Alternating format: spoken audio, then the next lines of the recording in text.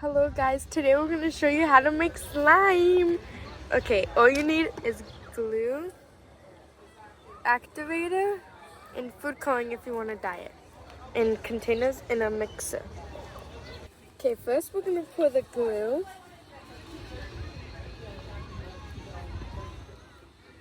You can make any kind of size of slime, whatever you want, and just not make a little one. Okay. Next, we're gonna put the food coloring in. Okay. 1 drop of blue and 1 drop of green. Oh, that's more than one. Next, we're gonna mix the food coloring with the slime. Time to add the activator.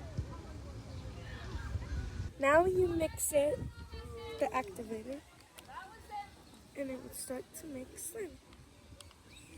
Wait, this should be the ending result.